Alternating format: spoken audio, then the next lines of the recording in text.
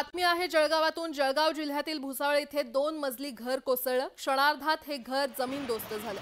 भुसावळ शहरातील यशवंत नगर परिसरात ही घटना घडली आहे। सततच्या पावसामुळे जमीन खचल्याने हे घर कोसळल्याचा अंदाज व्यक्त केला जातोय। सुदैवाने घराचा काही भाग कोसळल्याचे लक्षात येताच घरामधील कुटुंबीय बाहेर पडल्याने मोठा अनर्थ टळला।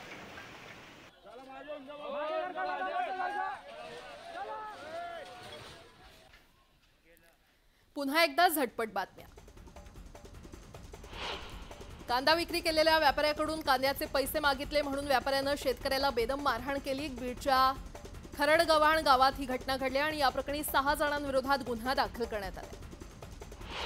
बुलढाण्यात शाळा सुटल्यानंतर शाळेच्या विद्यार्थ्यांना अज्ञात व्यक्तीकडून मारहाण करण्यात आली। दाताळा येथील शाळेमध्ये शिकणारे विद्यार्थी शाळा सुटल्यानंतर पिंपळखुटा येथे जात होते आणि या दरम्यान बसमध्ये शुल्लक काळावरून झालेल्या धक्काबुक्कीनंतर हाणामारी झाली। याविरोधात विद्यार्थी आणि पालकांनी मलकापूर ग्रामीण पोलिसात तक्रार दाखल केली आहे। शिक्षणाचा लातूर पॅटर्न म्हणून ओळख असलेल्या लातूरच्या राजश्री शाहू महाविद्यालयात कोट्यावधींचा भ्रष्टाचार झाल्याचा आरोप शिक्षण संस्थेच्या अध्यक्षांनी केलाय। सचिव आणि सदस्यांनी आरोप केल्याचा आरोप अध्यक्षांनी केला। याविरोधात न्यायालयात जाणार असल्याचं अध्यक्षांनी स्पष्ट केलंय।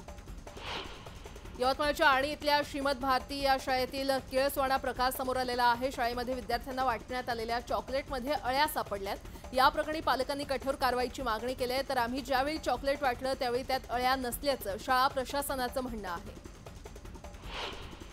नाशिकच्या कोकणगाव शिवारातील विहिरीमध्ये बिबट्या पडल्याची घटना घडली। याबाबत माहिती मिळताच वन विभागाच्या पथकाने तात्काळ रेस्क्यू ऑपरेशन करत बिबट्याला बाहेर काढलं। गेल्या काही दिवसांपासून या परिसरात बिबट्यांचा वावर वाढल्यामुळे ग्रामस्थांमध्ये भीतीचं वातावरण आहे। त्यामुळे तात्काळ बिबट्याला जेरबंद करण्याची मागणी होत होती।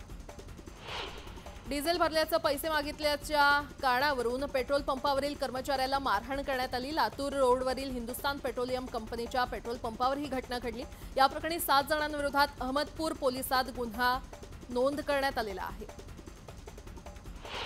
कणकवली तालुक्यातील फोंडा घाटात 300 फूट दरीत कोसळलेला ट्रक बाहेर काढण्यात प्रशासनाला यश आलंय। 3 तासांच्या अथक प्रयत्नानंतर क्रेनच्या सहाय्याने हा ट्रक बाहेर काढण्यात आला आणि त्यामुळे तब्बल 3 तास फोंडा घाटातील वाहतूक ठप्प होती। पालघरच्या तारापूर येथे अल्पवयीन मुलीवर लैंगिक अत्याचार केल्याची धक्कादायक घटना समोर आलेली आहे। घराशेजारीच राहणाऱ्या 42 वर्षीय व्यक्तीने आपला मोबाईल बिघडल्याचं सांगत घरात बोलावून अल्पवयीन मुलीवर अत्याचार केला। या प्रकरणी आरोपीला पोलीस कोठडी सुनावण्यात आलेली आहे। तर आरोपीवर कठोर कारवाई करावी अशी मागणी ग्रामस्थांकडून होते। साताऱ्यामध्ये अल्पवयीन तरुणीने तरुणाच्या जाचाला कंटाळून आत्महत्या केली। या प्रकरणातील संशयित आरोपीला अटक करण्यात आली आहे। दरम्यान आरोपीला कठोर शिक्षा व्हावी या मागणीसाठी साताऱ्यातील पोवई नाक्यावर संबंधित तरुणीच्या नातेवाईकांनी रास्ता रोको केला।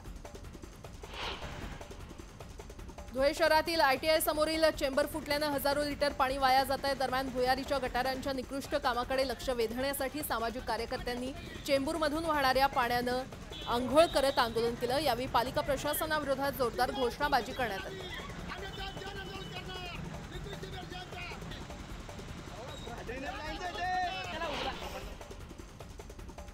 शिवमंदिर वैकुंठ स्मशानभूमीत गळक्या छताखाली अंत्यसंस्कार करण्याची वेळ डोंबिवलीकरांवर आली आहे। या भागात एकच स्मशानभूमी आहे आणि त्यामुळे नागरिकांकडे दुसरा कुठलाही पर्याय नाहीये।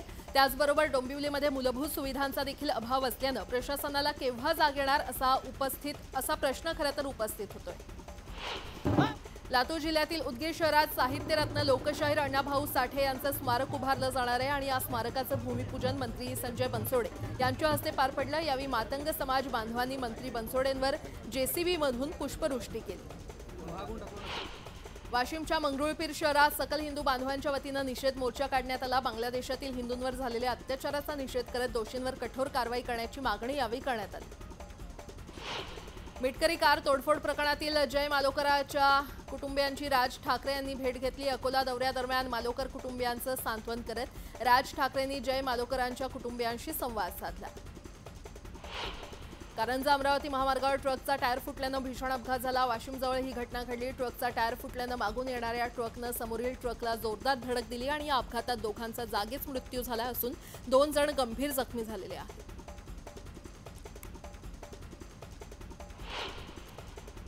आता एक मोठी